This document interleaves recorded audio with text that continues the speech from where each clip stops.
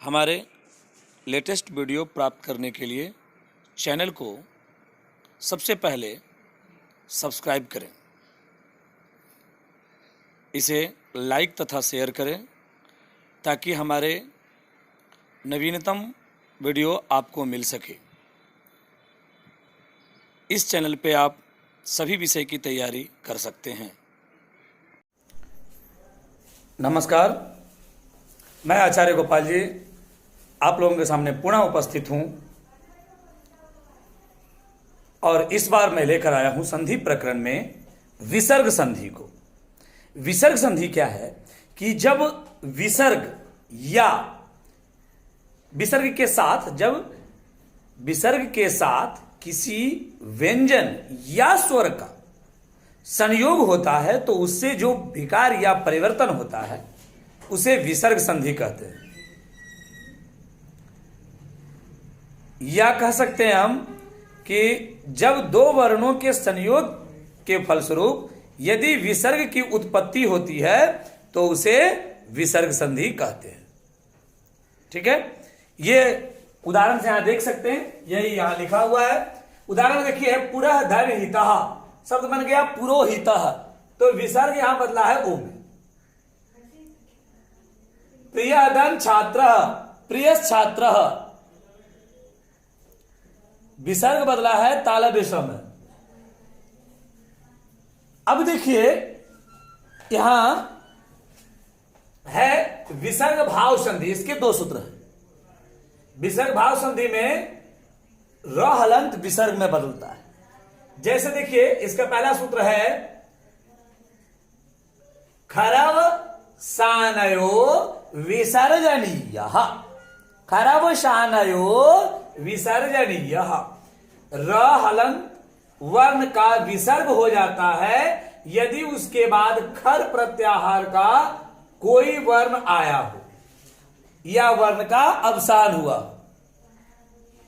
ठीक है, अर्थात जैसे देखिए यहां है यथार्थ में देखिए है अंतर धन कारणम, मिलकर बन गया अंतः कारणम। अंतर धन करोति, अंतः करोति। प्रातः धन पठते, प्रातः पठते। पुनर्धन खादते, पुनः खादते। ठीक है, उसके बाद देखिए दूसरा जो है वो सूत्र है सस जुसोरुह, सस जुसोरुह। इसमें क्या है कि पदांत जो स और सजुस के मूर्धन्य स का रू हो जाता है और इस रू में ऊ का अनुबंध है। ऊ का अनुबंध होने से इसका लोप हो जाता है और बचता है सिर्फ र हलंत। ठीक है, और इसका विसर्ग हो जाता है। जैसे आप देख सकते हैं था उच्चैस धन करोति, तो स बदल गया रा में, उच्चैर करोति हो गया और ये र बदल गया विसर्ग में, उच्चैह करोति। उसी तरह से निचैस धन करोति, निचैर करोति, ये हो गया निचैह करोति। फिर है निचैस धन खनति, निचैर खनति या निचैह खनति। भूयस धन खादति, भूयर खादति, भूय खादति। ठीक है, अब इसका देखिए अपवाद भी है। अपवाद में क्या है कि अव्यय पद के विसर्ग का सत्व और रुत्व होकर ही रह जाता है यदि उसके बाद कोई स्वर वर्ण आया हो तो। जैसे आगत, पुनः धन आगत, तो पुनः का हो गया पुनः धन आगत, तो ये स बदला र में पुनर्धन आगत, र का के बाद आ गया इसलिए हो गया पुनरागत। ठीक है, तो ये शब्द बनता है। ठीक इसी तरह से अगला हम देखते हैं सत्व संधि। सत्व संधि में क्या है कि विसर्ग बदलता है दंत स में, विसर्ग बदलता है दंत स में। इसका सूत्र है विसर्जनीयस्य सह, अर्थात विसर्ग के बाद यदि कोई खर प्रत्याहार आए, ठीक है, तो विसर्ग का दंत स हो जाता है। जैसे पुनः धन कारः पुरस्कार, पुनः धन कार पुरस्कार, फिर भाह धन करह भास्करः। देखिए विसर्ग का दंश, यहां देखिए पूरा धन कारह में भी देखिए विसर्ग का दंश। यश धन तनोति यशस्तनोति दंश। लेकिन आप सचुत्व संधि पढ़े हैं तो उसका नियम और सटुत्व का नियम भी यहां लगेगा। सचुत्व का नियम क्या है भाई? तो सचुत्व का नियम है कि यदि विसर्ग के बाद दंत स के बाद, सीधे समझिए, विसर्ग के बाद विसर्ग तो बदला दंत स में, तो दंत स के बाद यदि तालव्य स या च वर्ग आए, दंत स के बाद तालव्य स या च वर्ग आए तो ये दंत स तालव्य स में बदल जाता है। ठीक है, जैसे देखिए पूर्णः धन चंद्र, पूर्णस चंद्र हुआ और ये पूर्णस चंद्र इस च के कारण हो गया तालव्य स में पूर्ण चंद्र। उसी तरह से यश धन चिनौती यशस चिनौती, तो ये स च के कारण हो गया तालव्य स में यशस चिनौती। उसके बाद देखिए गजह धन चलती गजस चलती, ये हो गया गजस से चलती है। देखिए दंत स बदल गया तालव्य स। फिर राम धन सेते रामस सेते, दंत स बदला और ये दंत स बदल गया तालव्य स में। ठीक है, उसी तरह देखिए कह धन चित, ये विसर्ग बदला दंत स में और ये च के कारण ये बदल गया तालव्य स में, तो ये हो गया आपको कश्चित। उसी तरह से निधन चया, तो विसर्ग बदला दंत स में और दंत स इस च के कारण बदल गया तालव्य स में, हो गया निश्चय। अब लेकिन सटुत्व होगा जब, तो इसमें रूप बदलेगा। तो उसमें क्या है कि यदि दंत स के बाद मूर्धन्य स या ट वर्ग अर्थात मूर्धन्य वर्ण आए तो दंत स मूर्धन्य स में बदल जाता है। ये नियम लगेगा। जैसे राम धन षष्ठ रामस षष्ठ, तो ये दंत स बदल गया मूर्धन्य स में राम षष्ठ। राम धन टीकते रामस टीकते, यहां देखिए दंत स बदल गया मूर्धन्य स। धनु धन टंकार धनुष टंकार, देखिए यहां भी बदला। अब है अगला जो आपको सूत्र है, वो सूत्र में है वासरी, सूत्र है वासरी।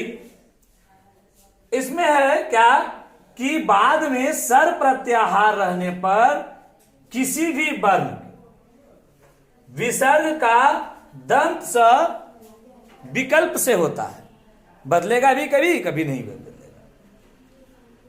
लेकिन ये नियम का ध्यान रखिएगा, सचुत्व और सटुत्व बदलेगा दंत स में, लेकिन सटुत्व और सचुत्व के अनुसार बदल सकता है। जैसे देखिए हरि धन सेते हरिश सेते, पशुधन षष्ठ पशु षष्ठ, या देखिए हरि सेते भी हो गया पशु षष्ठ भी हो गया। ठीक है, तो आगे भी देखते हैं।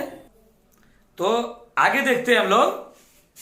अगला जो है उसको कहते हैं जिह्वा मूलीय या उद्यमानीय संधि। इसमें क्या है, सूत्र है आपको कि कुपोह का पो च, अर्थात बाद में यदि विसर्ग के बाद में यदि क ख रहे तो विकल्प से जिह्वा मूलीय होगा और प फ रहे तो उपध्यमानीय होगा।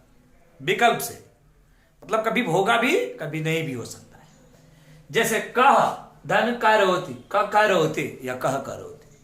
उसी तरह से भृत्य धन खनते भृत्य खनते या भृत्या खनते। राम धन पठति राम पठति या राम पठति। वृक्ष धन फलते वृक्ष फलते या वृक्ष फलते। ठीक है, आगे देखिए है उत्त संधि। इसका सूत्र भी है, इसमें भी दो सूत्र है। एक है हरिश्च, इसमें क्या है कि विसर्ग के पहले यदि हरस्व अ रहने पर और बाद में हस प्रत्याहार का कोई वर्ण रहे तो विसर्ग का या उसके पूर्व स्थानीय र का उ हो जाता है और उ अ से मिलकर के ओ में बदल जाता है। ठीक है, देखिए हस प्रत्याहार क्या है, ह य व र ल य म ण न न झ भ घ ढ ध ज ब ग ड द। ये है आपको जस प्रत्यय, हस प्रत्यय। अब देखिए ये होता है, इसमें कैसे देखिए, सरा धन वरा सरोवर है, कैसे हुआ, सरा धन वरा, तो विसर्ग बदला धन में, सरस धन वरा, धन सा बदला ऊ में, सर धन वरा और ऊ मिलके हो गया ओ, बन गया सरोवर। ठीक उसी तरह से मना धन रथा मनोरथा, पया धन धर पयोधर। अब अगला देखिए जो है उसमें है कि अत रोर प्लुताद प्लुते। यदि विसर्ग के पहले अप्लुत अत हो और बाद में भी अप्लुत अत हो तो विसर्ग अथवा उसके पहले का र का उ हो जाता है।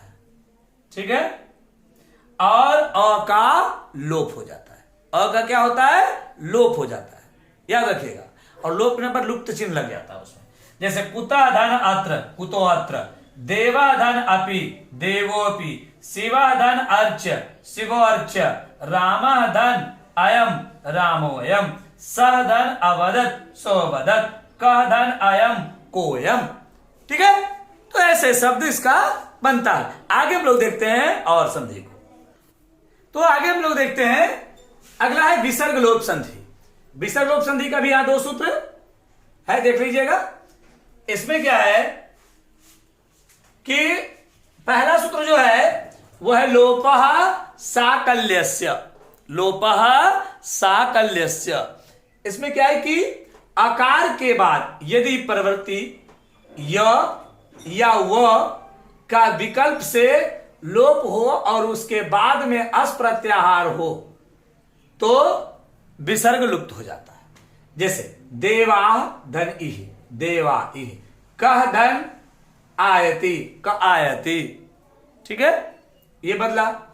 अगला जो है वो सूत्र है ध्लोपे पूर्वस्य दीर्घेण, अर्थात ढ या र का लोप हुआ हो तो उससे पूर्ववर्ती अन का दीर्घ हो जाता है, उससे पूर्ववर्ती अन का दीर्घ हो जाता है। जैसे पुनः धन रमते, पुनः रमते, देखिए विसर्ग लुप्त हुआ और ये अ था, हो गया आ। हरि धन रम्या, हाय रम्या, देखिए हर सही हो गया दीर्घई में। निह धन रसा, नी रसा, हर सही हो गया दीर्घई में। नेदन रोगा, नीरोग, हर सही दीर्घई हुआ। तो ये जानिए कि सह और ऐसा का सु जो है का जिसके स्थान पर विसर्ग होता है, विसर्ग का भी लोप हो जाता है। जैसे साधन पठति, स पठति, ऐसा धन लिखति, ऐसा लिखति। और विसर्ग का अंतिम सूत्र मैं आपको बता रहा हूं, इदुदु पदस्य चा प्रत्यय। इसमें क्या है, विसर्ग के पहले उपधा का अंतिम वर्ण पूर्व वर्ण से यदि ई या उ हो और उसके बाद में क वर्ण या प वर्ण हो तो विसर्ग का मूर्धन्य स हो जाता है। जैसे देखिए निधन कपटः निष्कपटः, निधन कामः निष्कामः, उसी तरह से निधन पाप निष्पाप। तो ये था हमारा विसर्ग संधि और इस तरह से विसर्ग संधि समाप्त हो गई। यदि आप हमारे लेटेस्ट वीडियो प्राप्त करना चाहते हैं तो कृपया हमारे चैनल को जरूर सब्सक्राइब करें। धन्यवाद। पुनः मिलेंगे हम लोग अगली कक्षा में।